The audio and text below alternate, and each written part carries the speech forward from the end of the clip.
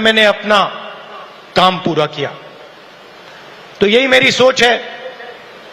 लोग क्या सोचेंगे क्या नहीं सोचेंगे मुझे कोई फर्क नहीं पड़ता। सच्चाई क्या है और मुझे क्या करना है वो मैं करना चाहता हूं।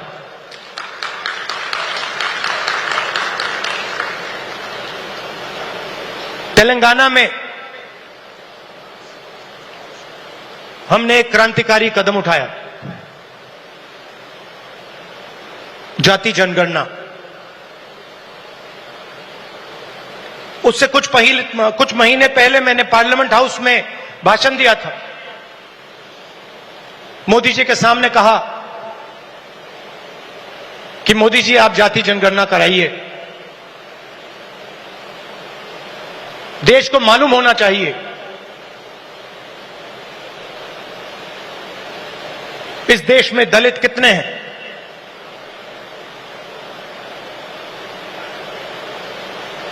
पिछड़ा वर्ग कितना है,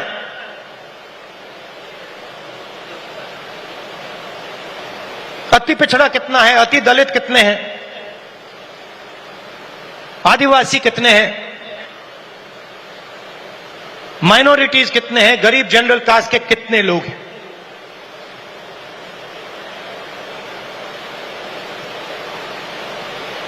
और मैं सिर्फ जाति जनगणना के पीछे नहीं था। जाति जनगणना एक कदम है। मुझे यह पता लगाना था कि इस देश में किसकी कितनी भागीदारी है। उस समय मैंने कहा था कि देश का एक्सरे होना चाहिए, पता लगाना चाहिए कि जो हमारे दलित, आदिवासी, पिछड़े वर्ग के लोग धूप में काम करते हैं, मजदूरी करते हैं, क्या सचमुच में ये देश उनकी इज्जत करता है? क्या सचमुच में ये देश उनको जगह देता है? ये मेरे दिमाग में सवाल था। मोदी जी ने, आरएसएस ने साफ कह दिया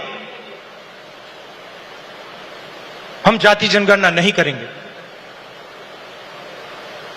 हम जानना नहीं चाहते हैं,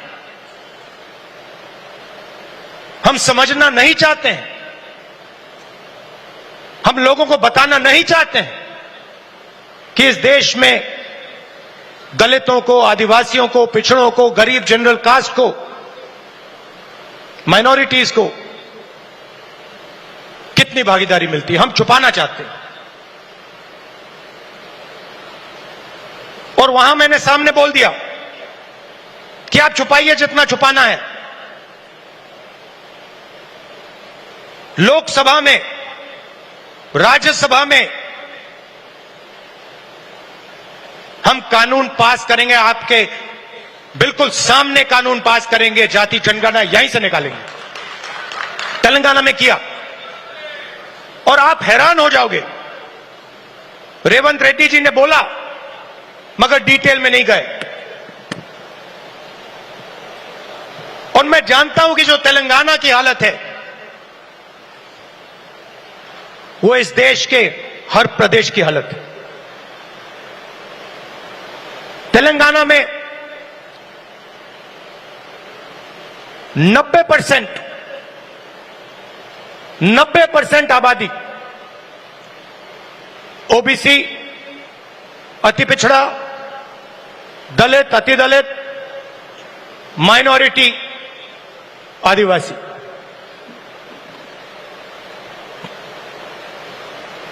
तेलंगाना का कॉर्पोरेट सेक्टर देखिए, मालिकों की लिस्ट, सीईओज की लिस्ट, सीनियर मैनेजमेंट की लिस्ट, 90% में से आपको एक व्यक्ति नहीं मिलेगा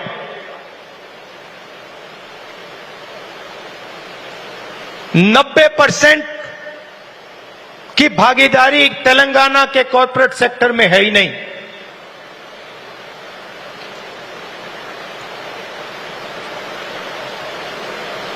आजकल 21वीं सदी में मजदूर को गिग वर्कर कहा जाता है। वो घरों में खाना ले जाते हैं, घरों में खाना पकाते हैं, पिज्जा ले जाते हैं, अमेज़न की डिलीवरी ले जाते हैं, धूप में ले जाते हैं, सड़क पे मरते हैं। तेलंगाना में उनकी लिस्ट निकाली, सारे के सारे या ओबीसी या दलित या आदिवासी। अब तेलंगाना में जाति जनगणना ने एक बिल्कुल नया औजार दिया है। तेलंगाना में हम सचमुच में विकास का काम कर सकते हैं। तेलंगाना में हम पिन पॉइंट एक्यूरेसी के साथ भागीदारी के बारे में हर सेक्टर में आपको बता सकते हैं। और मैं खुश हुआ कि जाति जनगणना होने के एकदम बाद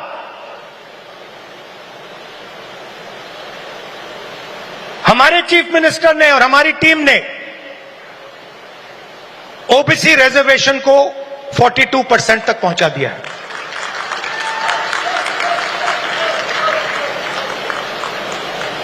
हम सुपर पावर की बात करते हैं,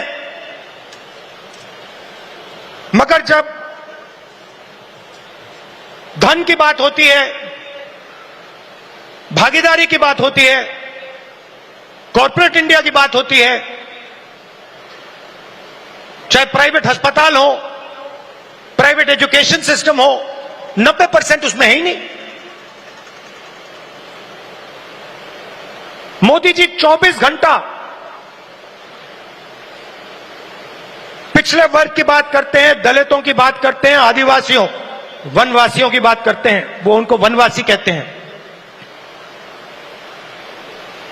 मगर जब उनकी भागीदारी का सवाल आता है,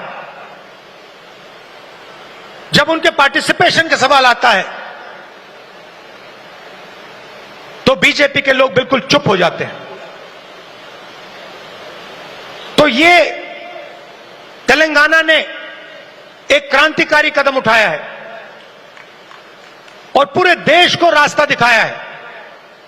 और मैं फिर से दोहरा के कह रहा हूं, इस स्टेज से आप सब के साथ कह रहा हूं कि 50% की जो दीवार है, इसको हम पूरे देश में तोड़ के परे कर देंगे। और जो शुरुआत हमने तेलंगाना में की है, वही हम दिल्ली में पूरे हिंदुस्तान के लिए करने जा रहे हैं। एससी एसटी सब प्लान की मैंने बात उठाई। क्रांतिकारी कानून लाए थे हम, इसको बीजेपी ने रद्द कर दिया है।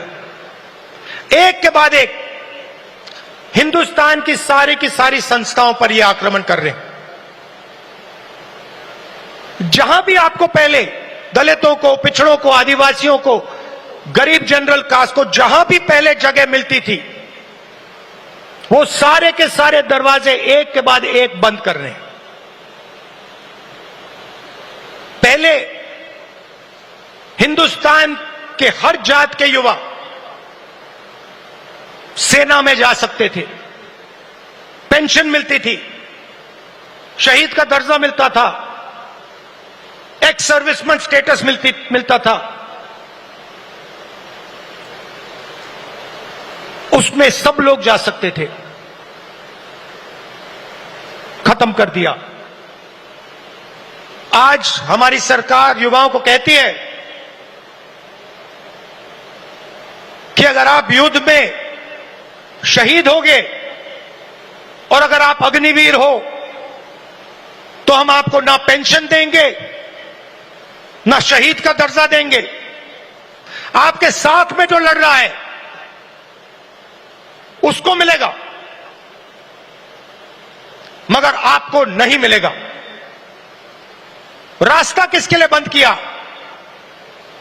गरीबों के लिए, गरीब जनरल कास्ट, दलित, पिछड़ा वर्ग, अति पिछड़ा वर्ग, आदिवासियों के लिए। पहले पब्लिक सेक्टर हुआ करता था, उसमें हर जात के लोग जा सकते थे। Steel authority India, BHEL, BSNL, HAL, ये आप सबको, पूरे देश के युवाओं को रोजगार देते थे, अपॉर्चुनिटी देते थे। एक के बाद एक इनको बंद किया जा रहा है।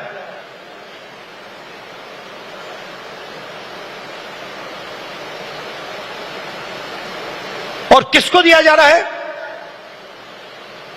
अदानी और अंबानी को। आप अदानी जी की कंपनी की लिस्ट निकालिए, मैनेजमेंट टीम की लिस्ट निकालिए, अंबानी जी की मैनेजमेंट टीम की लिस्ट निकालिए, बाकी कॉर्पोरेट्स की मैनेजमेंट लिस्ट निकालिए। आपको एक दलित, एक आदिवासी, एक पिछड़ा वर्ग का नहीं मिलेगा। तो 90% का कुछ बचा ही नहीं। 90% के लिए मजदूरी,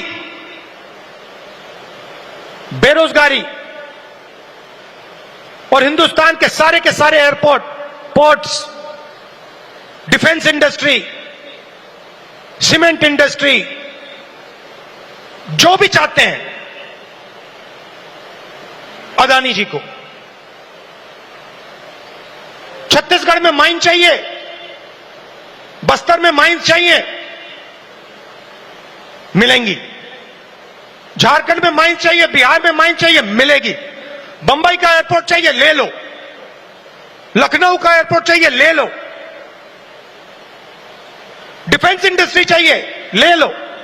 HAL को परे करो, BHEL को परे करो, बनाओ जो बनाना है। तो सारा का सारा धन, सारी की सारी अपॉर्चुनिटीज 90% से छीनी जा रही है। पहले नरेंद्र मोदी अमेरिका गए, याद है आपको? गले लगे थे, याद है? इस बार गले लगने वाली फोटो देखी आपने? देखी? कहां गायब हो गई? राष्ट्रपति ट्रंप ने ऑर्डर दिया, जिनको मोदी जी अपने मित्र कहते हैं, ऑर्डर दिया, सुनो, इस बार गले नहीं लगेंगे, इस बार नए टैरिफ लगाएंगे। चूं तक नहीं निकली, आज तक गायब है। जनता का ध्यान वहां ना चला जाए तो पार्लियामेंट में 2 दिन ड्रामा चलाया। मगर सच्चाई है कि आर्थिक तूफान आने वाला है। कोविड आया था, नरेंद्र मोदी जी ने थाली बजवाई, मोबाइल फोन की लाइट दिखवाई। अब आर्थिक तूफान आ रहा है, सामने है। करोड़ों लोगों को नुकसान होगा। 50 साल से सबसे ज्यादा बेरोजगारी आज है। कहां गए नरेंद्र मोदी? कहां छुप गए हैं?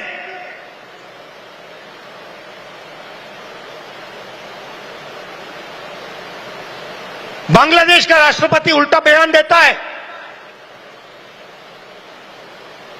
और नरेंद्र मोदी जी उसके साथ बैठे हुए हैं,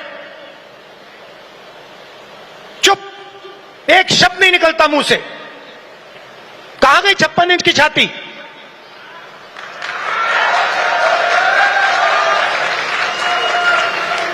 जब प्रधानमंत्री को कहना था, इंदिरा गांधी इंदिरा गांधी से एक बार किसी ने पूछा, डू यू लीन लेफ्ट और राइट, मतलब आप दाएं लीन करती हैं या बाएं लीन करती हैं? इंदिरा गांधी जी ने कहा, मैं हिंदुस्तान की प्रधानमंत्री हूं, मैं ना दाएं लीन करती हूं ना बाएं लीन करती हूं, बीच में सीधी खड़ी रहती हूं। ये हमारे जो नए प्रधानमंत्री हैं, ये सीधा सामने मत्था टेक देते हैं। सच्चाई है हिंदुस्तान की, और विचारधारा की लड़ाई है।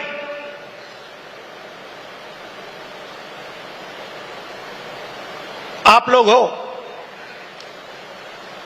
हो सेना, बब्बर शेर। किसी ने कहा राहुल गांधी भारत जोड़ो यात्रा में चला। मैं आपसे सवाल पूछना चाहता हूं, क्या आपके बिना राहुल गांधी भारत जोड़ो यात्रा में चल सकता था क्या? तो आपको कहना चाहिए, हम सब चले भारत यात्रा में और राहुल गांधी हमारे साथ चला था। आपकी शक्ति है, आपकी विचारधारा की शक्ति हमारी विचारधारा की शक्ति है, और देश आपको चाहता है। देश तंग आ गया है। आप देखना, बिहार के चुनाव में देखना, महाराष्ट्र के लोगों से पूछिए, आपको बताएंगे बीजेपी ने महाराष्ट्र में चुनाव कैसे जीता है। वो आपको बता देंगे किस प्रकार से जीता है। इलेक्शन कमीशन से हमने वोटर लिस्ट, महाराष्ट्र की वोटर लिस्ट हम पूछ पूछ के थक गए। आज तक इलेक्शन कमीशन हमें महाराष्ट्र की वोटर लिस्ट नहीं दे पा रहा है। यह सच्चाई है। मगर आने वाले समय में यहां पे बदलाव आने वाला है। लोगों का मूड दिख रहा है। तो विचारधारा की लड़ाई है। आपकी विचारधारा है, गांधी जी की विचारधारा है। क्या फर्क है इसमें और आरएसएस की विचारधारा में? सबसे पहले,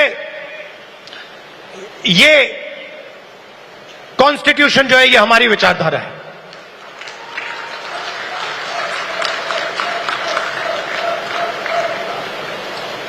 इसमें गांधी जी की, अंबेडकर जी की, पटेल जी की, बुद्ध भगवान की, नारायण गुरु जी की, गुरु नानक जी की, कबीर जी की, बसवना जी की विचारधारा है। यह 70 साल पुराना डॉक्यूमेंट नहीं है, यह हजारों साल पुरानी सोच है, और यह आपकी है। आपके खून, आपके पसीने ने, कांग्रेस पार्टी के खून, कांग्रेस पार्टी के पसीने ने यह कॉन्स्टिट्यूशन देश के साथ बनाया है, और आज इस पर आक्रमण हो रहा है।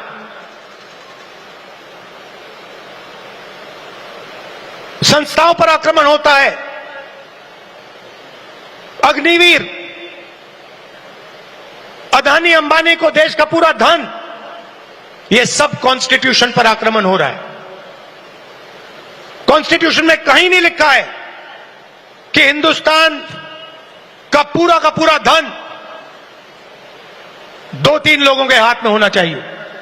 कॉन्स्टिट्यूशन में कहीं नहीं लिखा है कि हिंदुस्तान की हर संस्था में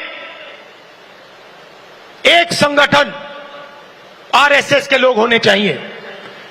इस कॉन्स्टिट्यूशन में कहीं नहीं लिखा है कि हिंदुस्तान की सब यूनिवर्सिटीज के वाइस चांसलर आरएसएस के होने चाहिए। इस कॉन्स्टिट्यूशन में कहीं नहीं लिखा है कि हिंदुस्तान की दूसरी भाषाओं को, तमिल को, बंगाली को दबाया जाना चाहिए। कहीं नहीं लिखा है।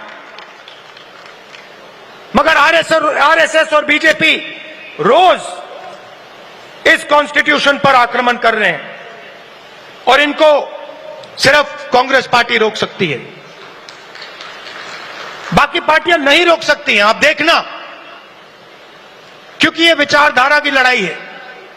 जिस पार्टी के पास विचारधारा नहीं है, क्लैरिटी नहीं है, वो बीजेपी आरएसएस के सामने नहीं खड़ी हो सकती। जिस पार्टी के पास विचारधारा है वो ही आरएसएस और बीजेपी का मुकाबला कर सकती है और वो ही आरएसएस और बीजेपी को हराएगी। और आजादी से पहले एक बात याद रखिए, भूलिए मत, आजादी में हम सिर्फ अंग्रेजों से नहीं लड़े थे, हम अंग्रेज और आरएसएस की विचारधारा के खिलाफ लड़े थे। ये सारे जो आरएसएस के लोग हैं, इनकी विचारधारा फ्रीडम स्ट्रगल की विचारधारा नहीं है। जिस दिन कॉन्स्टिट्यूशन लागू हुआ था, जिस दिन यह किताब लिखी गई थी,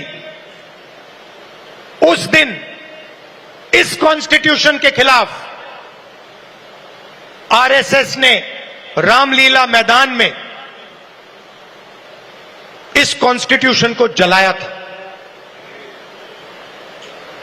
सालों के लिए इस कॉन्स्टिट्यूशन में लिखा है कि हमारे देश का जो झंडा है वो तिरंगा होगा। सालों के लिए आरएसएस ने तिरंगा को सलूट नहीं मारा था। यह सच है। आज जो भी कहें, उनकी विचारधारा कॉन्स्टिट्यूशन के खिलाफ है। वो लोकतंत्र को खत्म करना चाहते हैं, वो हिंदुस्तान की सारी संस्थाओं को कंट्रोल करना चाहते हैं और अंबानी अदानी को हिंदुस्तान का पूरा धन पकड़ाना चाहते हैं। और हमारी विचारधारा कहती है कि यह देश हर जात का, हर धर्म का है, हर भाषा का है। इस देश की संस्थाएं, इस देश के इंस्टीट्यूशंस किसी एक संगठन के नहीं है, कांग्रेस पार्टी के नहीं है, इस देश की जनता के हैं और इस देश की जनता को उन इंस्टीट्यूशंस पर कंट्रोल होना चाहिए। यह लड़ाई चल रही है। कुछ दिन पहले बीजेपी ने लोकसभा में वक्फ बिल पास किया। वक्फ बिल फ्रीडम ऑफ रिलीजन पर आक्रमण है, कॉन्स्टिट्यूशन पर आक्रमण है। उसके एकदम बाद ऑब्जर्वर न्यूज़पेपर, उनका जो न्यूज़पेपर है, ऑर्गेनाइजर नहीं, ऑर्गेनाइजर में लिखते हैं कि अब जो क्रिश्चियन कम्युनिटी है उनकी जमीन पर हम आक्रमण करने जा रहे हैं। और उसके बाद जो हमारे सिख भाई हैं आपके पास भी आएंगे। तो आप ये मत सोचिए कि ये आप पर आक्रमण नहीं है। और ये एंटी कॉन्स्टिट्यूशन है और anti freedom of religion act है और ये देश के सब लोगों को मालूम होना चाहिए।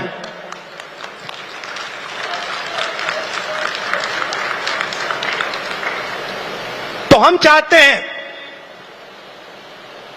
कि हर कम्युनिटी, हर धर्म, हर भाषा को इस देश में इज्जत मिले, रिस्पेक्ट मिले, जगह मिले। हम चाहते हैं कि यह देश सब लोगों का हो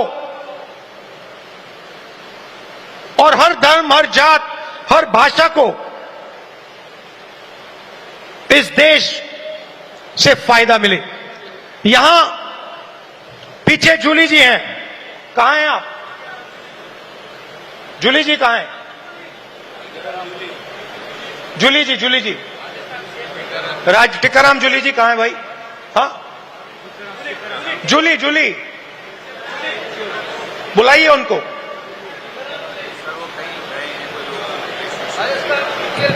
अच्छा, टिकाराम जूली हमारे सीएलपी हैं, राजस्थान के, दलित हैं, मंदिर गए थे। उनके मंदिर में जाने के बाद बीजेपी के नेताओं ने मंदिर को साफ करवाया, धुलवाया,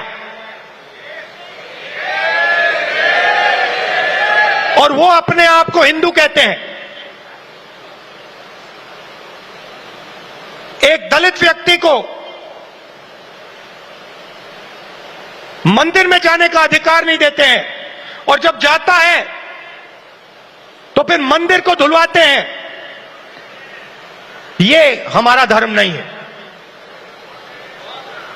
ये हमारा धर्म नहीं है। हम भी अपने आप को हिंदू कहलाते हैं, मगर ये हमारा धर्म नहीं है। हमारा धर्म वो है जो हर व्यक्ति का आदर करता है, हर व्यक्ति को रिस्पेक्ट देता है। और ये जो बात है, चाहे ये दलितों के खिलाफ हो, पिछड़ों के खिलाफ हो, ये बीजेपी के हर कार्यकर्ता के दिल के अंदर छुपी हुई है। ये है आप में और उनमें फर्क। आपके लिए चाहे दलित हो, आदिवासी हो, पिछड़े हो, महिला हो, अल्पसंख्यक हो, आप सबकी रिस्पेक्ट करते हो। हमारा हर कार्यकर्ता हिंदुस्तान के हर व्यक्ति की रिस्पेक्ट करता है। उनके दिल में नफरत भरी हुई है। 21वीं सदी में वो कह नहीं सकते हैं क्योंकि कॉन्स्टिट्यूशन है, मगर दिल में जो उन्होंने जूली साहब के साथ किया, वही वो आप सबके साथ करना चाहते हैं। ये उनकी सच्चाई है, और लड़ाई इसी बात की है। हमारे लिए सब लोग इंसान हैं, सब लोगों से हम मोहब्बत करते हैं, सब लोगों की हम रिस्पेक्ट करते हैं। उनके लिए अलग अलग है। कोई दलित है, उसको मंदिर में नहीं जाना चाहिए। कोई मोची है, उसे सॉफ्टवेयर इंजीनियर नहीं बनना चाहिए। कोई गरीब किसान का बेटा है, उसे अंग्रेजी नहीं सीखनी चाहिए। ऐसा हिंदुस्तान हमें नहीं चाहिए, और हम होने भी नहीं देंगे। आखिरी बात आपसे कहना चाहता हूं संगठन के बारे में। कांग्रेस प्रेसिडेंट, वर्किंग कमेटी और पार्टी के सीनियर नेताओं की काफी मीटिंग हुई है, और हम चाहते हैं कि जो हमारे डिस्ट्रिक्ट प्रेसिडेंट्स हैं, उन्हें हम पार्टी की नींव बनाएं। और हम चाहते हैं कि उन्हें, जो हमारे डिस्ट्रिक्ट प्रेसिडेंट्स हैं, डिस्ट्रिक्ट कमेटीज हैं, उन्हें पार्टी शक्ति दे, पावर दे और जिम्मेदारी दे। तो ये बदलाव हम कांग्रेस पार्टी में लाने जा रहे हैं। डिस्ट्रिक्ट कमेटी और डिस्ट्रिक्ट प्रेसिडेंट को हम पार्टी का फाउंडेशन बनाने जा रहे हैं।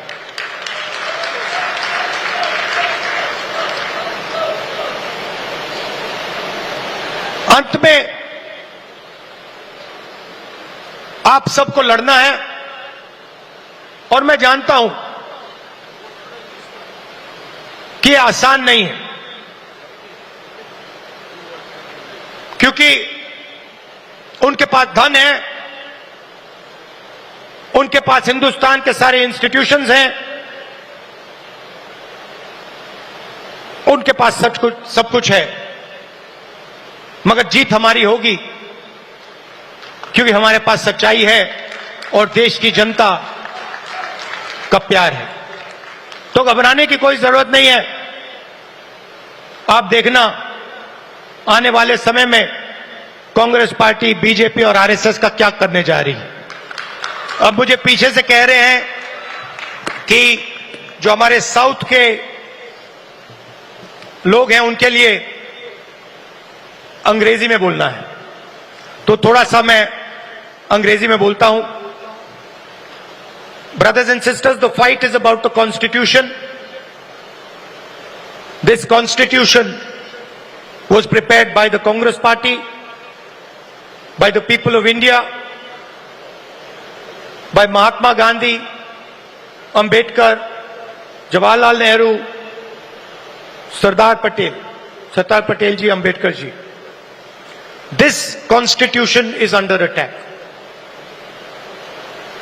This Constitution is an ideological document that reflects the ideology of the Congress Party. It does not reflect the ideology of the Sangh Parivar or the RSS. And that is why they are intent on destroying this Constitution and capturing all the institutions that emerge from it. It is our duty as Congress members to protect this Constitution, to protect the rights of every single Indian, all communities, all languages, all genders. It is our duty and our right because it is our ideology that is reflected in the Constitution. The BJP and the RSS are attacking our institutional framework, and they think that just because they are in power, they have huge amount of financial capacity that nobody is going to resist them. They are absolutely wrong. The Congress worker and the Congress party and the large mass of India's people are going to fight for this Constitution and are going to defeat the RSS and the BJP. I also said that a few days ago, the BJP and the RSS attacked the freedom of religion. The Waqf bill and the article that appeared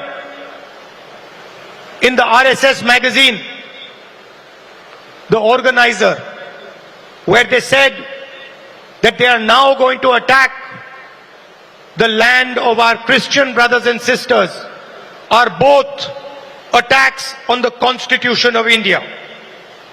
And they must be seen in that light. I also spoke about the caste census and about how we have taken a tremendous step in Telangana, which has revealed a lot about the communities that are participating in different activities in the state. Finally, I would request all Congress members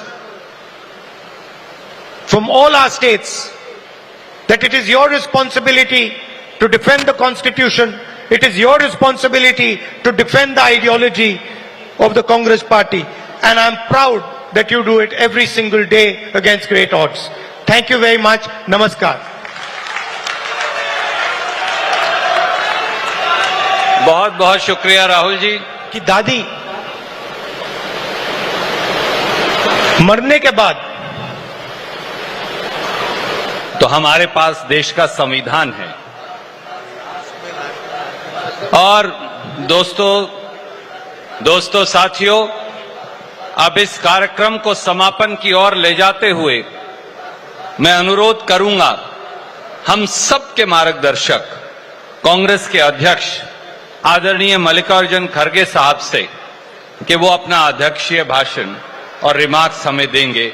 आदरणीय खड़गे साहब जोर से मेरे साथ दो नारे लगाएंगे। कांग्रेस पार्टी, हाथ ऊपर करके सारे साथी, कांग्रेस पार्टी। मल्लिकार्जुन खड़गे जी, सोनिया गांधी जी, राहुल गांधी जी। आदरणीय खड़गे साहब।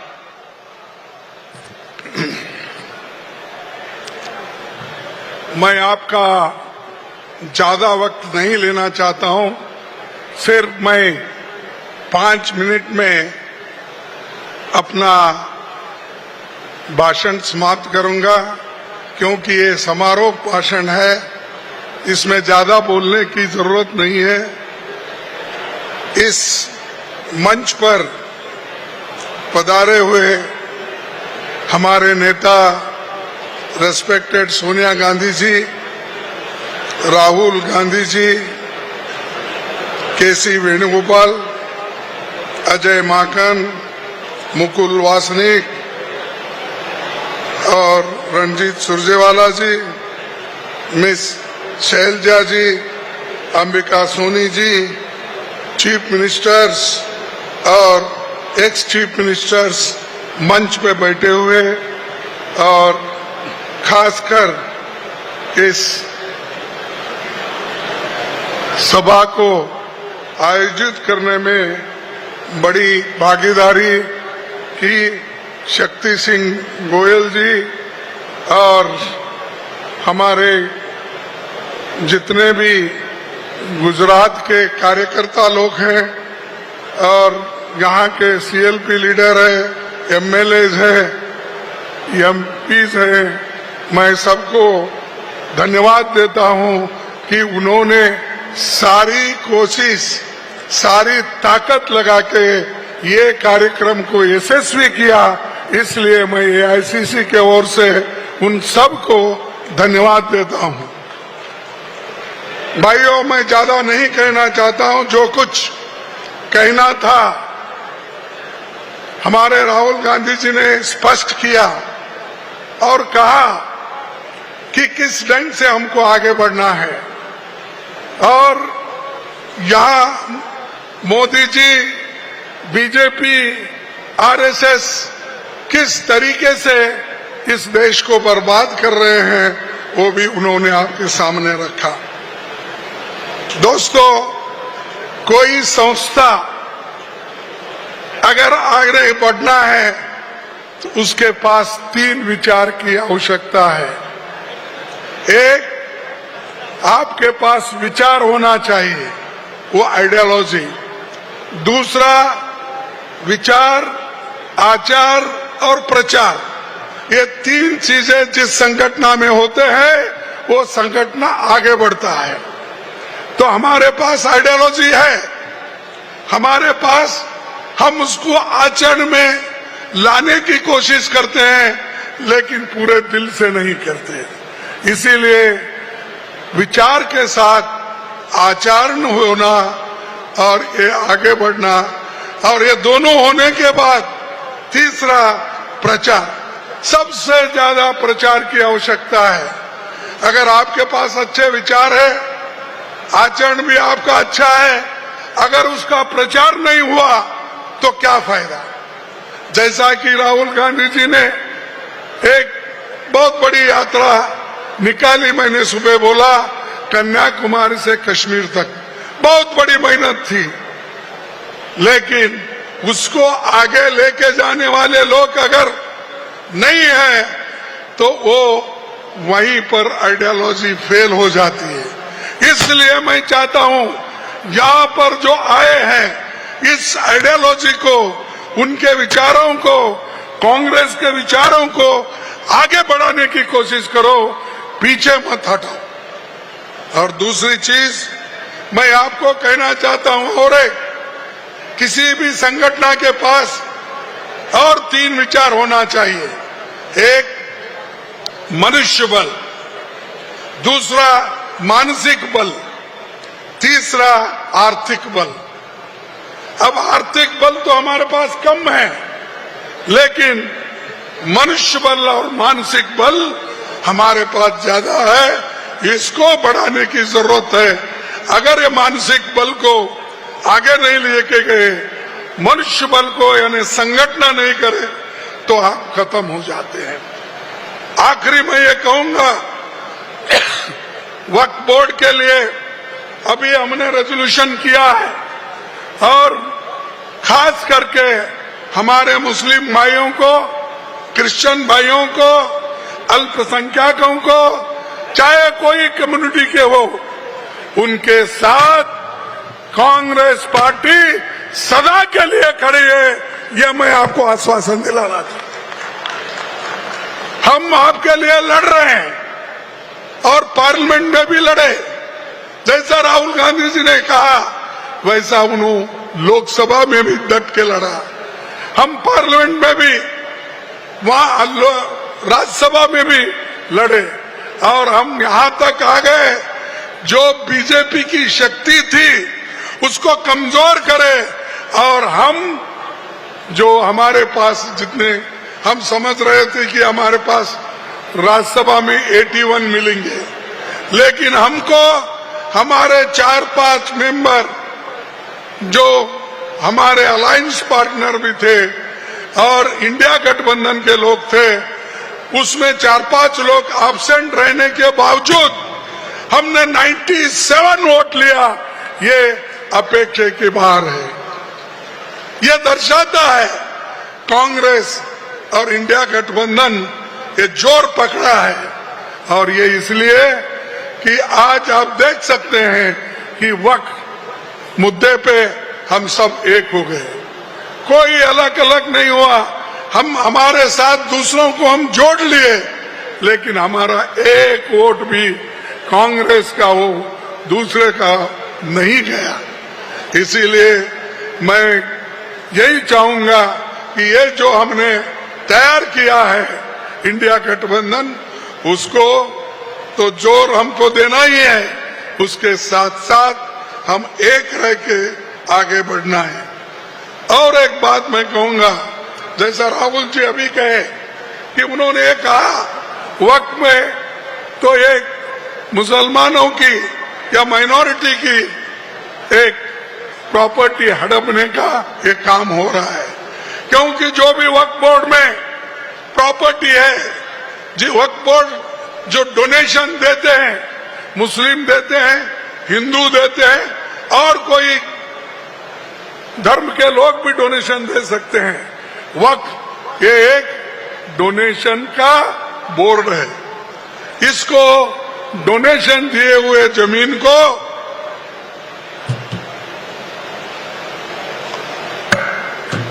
डोनेशन दिए हो जमीन को कोई छीन नहीं सकता। इसके लिए ही हम ये चाहते थे कि भाई वक्फ बोर्ड में नॉन मुस्लिम नहीं रहना, जैसा कि वक्फ बोर्ड में हमेशा मुस्लिम रहते थे, इस बार भी मुस्लिम लोग ही उसमें रहना, ये हमने वहां पर किया। क्योंकि कोई हिंदू टेंपल में मुस्लिम नहीं रहता, कोई गुरुद्वारा में नहीं रहता, या गुरुद्वारा में दूसरा और कोई नहीं रहता। अरे ये बात ये तो छोड़िए, अभी की बात अब राहुल जी ने जो बताई कि हमारे राजस्थान के एक अपोजिशन लीडर को मंदिर में जाके आने से, वो बाहर आने के बाद गंगा जल वहां पर डाल दिया। अरे तुम गंगा जल एक हिंदू टेंपल के अंदर जाने के बाद गंगा जल डालते हो, को कितने दलितों को आपने ट्रस्टी बनाया, यह मुझे पहले बताओ।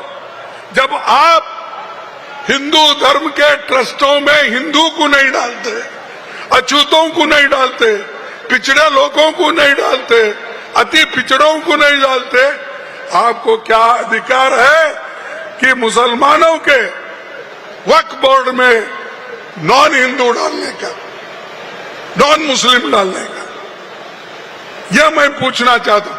और इसके लिए बहुत हम बड़े, रात के 4-4:30 बजे तक बहस हो गई, वोटिंग हो गई, हर क्लॉज में हमने वोटिंग की और हमारे लोग जितने भी हमारे एमपी थे, राज्यसभा मेंबर थे, उन्होंने पूरी ताकत लगा के इस बिल का विरोध किया और आज भी हम चाहते हैं सरकार उस बिल को वापस लो। यही हमारा मकसद था, इसलिए हम लड़ रहे थे। हमको दूसरों से सीखने की कोई ये नहीं है। हम खुद ही कमिटेड लोग हैं। कांग्रेस एक कमिटेड पार्टी है। राहुल गांधी जी हो, सोनिया गांधी जी हो, अरे ये तो देश के एकता के लिए लड़ते हैं और उसी घर में देश के एकता के लिए अपनी जान दी है। इंदिरा गांधी जी ने जिस देश के एकता के लिए 32 गोलियां खा के प्राण छोड़ दी, और इसी एकता के लिए राजीव गांधी जी ने अपना प्राण दिया। और हमारी परीक्षा करने चाहते हो? नहीं, हम हमेशा गरीबों के साथ है, माइनॉरिटीज के साथ है, बैकवर्ड्स के साथ है, अछूत के साथ है, दलित के साथ है, और जो भी गरीब है, किसी कौम का हो, किसी जाति का हो, ऊपर जाति का हो, नीचे सबको भला करने के लिए, उसके समस्या को हल करने के लिए कांग्रेस खड़ी है, वो आगे रहेगी तुम्हारे साथ। इसीलिए मैं इतना ही कहूंगा, हम साथ दो, मिलके काम करेंगे और सब लोग कांग्रेस पार्टी का अगर साथ देंगे तो गुजरात में आने वाले चुनाव में हमारी पार्टी यहां गवर्नमेंट जरूर बनाएंगे। यह अतिशयोक्ति नहीं है। जब राहुल गांधी जी ने यहां आकर 10 साल पहले उन्होंने जो कोशिश की थी, हम असेंबली में कितने वोटों से पीछे थे? सिर्फ 7-8 वोटों से पीछे थे। यही है, और वो 7-8 इस बार लेने का हमको सबको मिलके जोड़ के काम करने का इरादा है। इसीलिए मैं गुजरात के लोगों से भी यही कहूंगा, तुम आगे बढ़ो। शक्ति सिंह, तुम्हारी शक्ति दिखाओ, और तुम्हारी शक्ति दिखाओ, सबको साथ लो, और हम आपके साथ हैं, सब मिलके काम करेंगे। राहुल जी आपके साथ है, मैडम सोनिया गांधी जी आपके साथ है, मैं आपके साथ हूं। लोगों को जोड़ो, हम आगे बढ़ेंगे। धन्यवाद और नमस्कार। इतनी बात, और आखिरी में एक जयकार करूंगा। जय हिंद, जय हिंद, जय हिंद, जय कांग्रेस, जय कांग्रेस, जय कांग्रेस। आप सभी को धन्यवाद।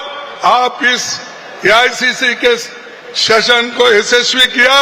फिर एक बार आपको धन्यवाद देते हुए मेरे बात को खत्म करता हूं। जय Hind. Dear friends, we are going to conclude this meeting within 3 minutes. Please, 3 minutes. Already, Honorable Congress President and our leader of opposition, Rahul ji, mentioned about the organizational revamp. How to strengthen our district Congress committee, how to strengthen block Congress committee, and village level and booth level committee. All India Congress Committee has given a clear guideline and action plan for revamping our DCC structure. There will be new powers for DCC and responsibility for DCC. Honorable Congress President and Leader of Opposition Rahul Gandhi ji would like to have a day-long workshop in each state of our country. They will come themselves to each state. We are going to start from Gujarat this process. 15th onwards, there